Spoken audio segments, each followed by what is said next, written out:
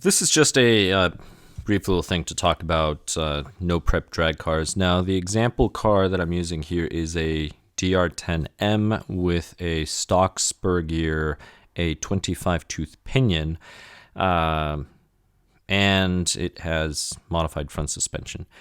Now, the vehicle is running the Traxxas /MT tires, the Mickey Thompson tires in the rear. And it's running an RX8 ESC. And I ran it both times, one without programming anything into the ESC, and then the other one changing the programming to where it would hold. So as soon as I went full throttle, it would only deliver about 50%, actually not about, it delivered 50% of the power with a point, I believe it was 96 of a second. So let's just say 1 second delay. And then after that, it just kept incrementing. Then I played around with it until I brought it down to a 0.60 something, 0.6, about half a second, and then I did it again. So the first examples that I'm going to show you are just me just trying to be smooth with the trigger on the transmitter. The last examples I'm going to show you are with that setting where the ESC is programmed to only deliver 50% of the power for about half a second, just a little over half a second, at which point it starts incrementing the power until it gets to full speed. So the motor that was used is a Trinity X Factor 13.5 with 52 degrees of timing and a 13.5 millimeter rotor. That'll give you a little more information. So the question is, should you go out, spend over $200 on an ESC that can control everything? And there's a variety of answers. It depends on what your goal is. To be honest, you don't really need it. You can just learn how to use the trigger. But if you just want the car to drive itself, then go for it. But keep in mind, $200, that could be spent on something else, tire, suspension, another kit. But let me go ahead and show you the difference.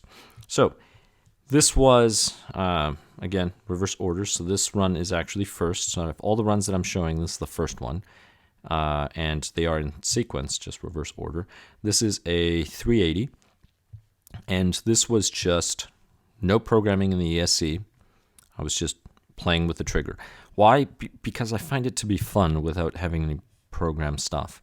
Now, that's a 380. This was the run right after, so 390. This is a 371, so I got better. Now keep in mind that I'm doing 2 runs, recharging the pack, 2 runs, recharging the pack. Even though it's an odd number that I'm going to show you here. I left the first one out. Now this is a 371, and again, this is just me with the trigger, trying to pull the trigger, maybe about halfway, trying to see the car, how the car is reacting, and then adjusting throttle based on that. In some cases, I actually have to let off and accelerate again, which there is not enough data here, and I did not screenshot the graphs, but on the graphs, you could see that the graph would accelerate to do this, then drop a little, and then go back up. That's because briefly I would let off the throttle a little to stabilize the car and then keep going. So even with that change in acceleration, still I would say not bad. 371 is not bad. But we can see the speeds, right? There's a speed difference right here, 2 kilometers. Let's see, 1, 2. This is a bigger difference. Let's see, peak 55, peak 56. So it's just slower starts and then faster here at the end. And if we go to these, so these are the last 2 runs. We went from, what was it, 371 to 377, 55 kilometers again. And let's see, that's a 32 at 1.2, 34. All right, so there's a big difference. But this one seems to be a little more linear, so a little more consistent. And this is a 37, so a 370. Which, again, not bad. This was just me using my trigger finger trying to estimate how much power to give the car to keep it stable. Now, I am going to show some of the running videos later at the end, and they're going to be running videos just in general. They're in no particular order. It's just the vehicle running, so you can get an idea on how it tracks with the programming in it. And there's one without, but to be honest, I can't remember which is which. Now with the programming. So again, I already talked about what I programmed. This was the first run, so there's a total of 4. 1, 2, charge the battery, and then 1, 2. Not that the battery needed changing, to be honest. That system doesn't draw that much energy. But I wanted to be more consistent. That's the reason why I was doing it. So here I got a 36. So right off the bat, this is much faster. And do those ESCs make a difference? Yes, they make a massive difference. Why? Because you're not actually driving the car. The ESC is doing all the work. Is it as fun? It depends. If you just like pulling the trigger all the way back and then just letting the car go and see how fast it goes, then yes, I guess it would be fun. For me, I actually like playing with the throttle and trying to adjust. The other thing too is you can program 20 billion things on these ESCs, whether it's the Maclan or the Tekin. I believe Hobbywig has an ESC that you can program some stuff in it too. But at that point, you're not really driving the car. You don't really have to pay that much attention to it. But here's the thing, even if you do all the programming, it's only going to work under certain conditions. Once it gets really, really cold or really, really hot, you have to change the driving style anyway. So is it worth it? Yes, it's worth it if the conditions are somewhat constant and if you want to be consistent within those conditions. But if you just want to go out there, have fun, and then test your skills, you really don't need to spend that much money on it. I would probably put that money on tires and suspension, or just a nicer transmitter. If you buy a DR10, for example, just get a nicer transmitter. That's what I would go. I like Futaba. Spectrum makes some really nice things. Sanva makes amazing transmitters. So consider investing in that. Even a basic transmitter of those brands that I mentioned, like the Futaba TPV3. I actually have a video on all of the features. Now this is a second run, so this is a 365. Pretty close, right? It's just 0.05 versus over here, there were quite some differences. 70, 77, 71, 90, and 80. Over here, we're at 60, 65. Let's see, what was the speed? 31.5, 32.5, so 1 kilometer. Over here, let's see, 38. This one did well. 41, and this was my fastest time. This was the last run. So as you can see, 355 is pretty good. Now the ones, since I did not continue running to try to match this, and these I got 2, and then I got 1 that is slightly faster. I would say a 365 is very easy. To be honest, the car is very, very consistent. It's very easy to drive, especially with the electronics and the setup and the type of motor.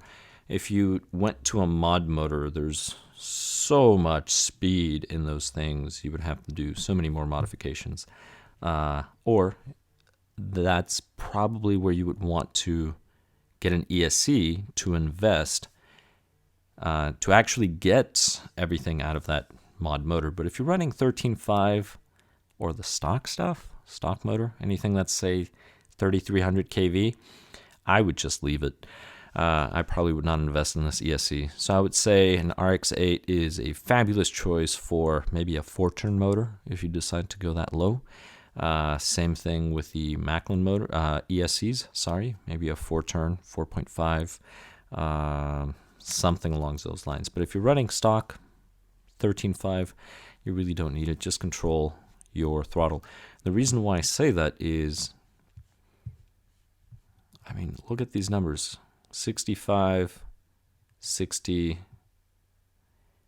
70, 77, 71.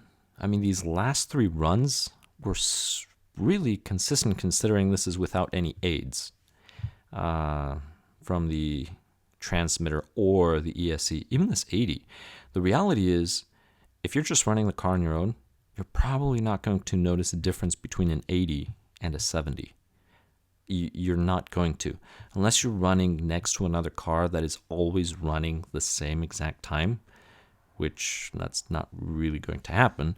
But there you might know a difference, but chances are you're going to notice a bigger difference between your start time, your reaction time, whether you had a slow start or the other guy had a faster start. Just depends. So are they easy to control? Absolutely. Do I recommend them? It depends. Let me show you some running videos and then I'll talk a little more about it. Now this has, like I mentioned, a 13.5 turn motor with a 13.5 rotor. KVs, it does about the same KVs as the stock DR10 motor. Now this one with 30-35 degrees of timing, so if you bump it up it will give you more KVs, but not that much.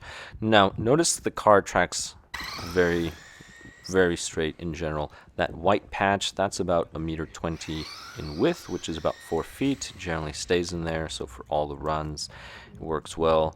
And you're going to see me on this one fly past my wife because I trust the way the car works.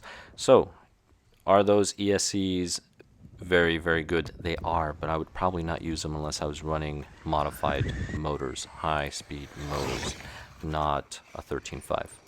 These are the same runs again in slow motion. So here we go. I did have to do a little steering input to correct, but in general, I mean, that is 1.20 meters. Those are 4 feet.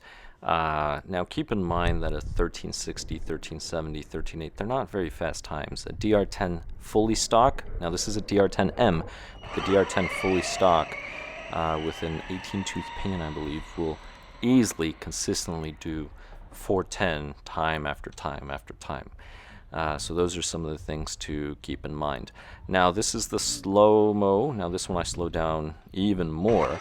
This one I trusted the car so much I drove away, and then on the way back I'm driving back. Now keep in mind my wife's the cameraman. She's actually crouching down trying to get this shot, and I'm going to just pass right next to her, maybe about a foot's length away from her. So pay attention how close the car is actually from her as soon as it passes the left side of the screen. That's how much I trust this vehicle. So do you need the ESCs? No, not really, you don't. But for modified and a really low turn motor, it will make a big difference just because of the higher RPMs, the higher speed. But if you're just doing stock, I would say just save the money, work on your throttle control, and that'll probably be the biggest thing. Now, if you're doing some actual competition, if it's allowed, then sure, why not? Keep in mind stock 13.5 is generally blinky mode, so there's zero timing through the ESC, no turbo, no boost. But if you're doing eliminator, then go to town. So that's really what you should be thinking about. Are you going to be doing stock, or are you going to be doing modified? That's going to make a difference. Stock, it's not really going to make much of a difference. Not something that I would say is worth $200+ to just bash around like this 36. All right, 36 compared to that 38, not a big deal for just bashing. So again, is it worth it? It depends. Are you doing stock, or are you doing modified? Are you just bashing with friends, or are you doing some more serious competition? Modified, more serious competition? Absolutely. Stock, just bashing with friends? No, don't worry about it. It's not worth it. Well, I hope this video was informative or at least entertaining. Please subscribe if you have not, and I'll catch you in the next one. What? Oh, my hair! My tongue! My rod!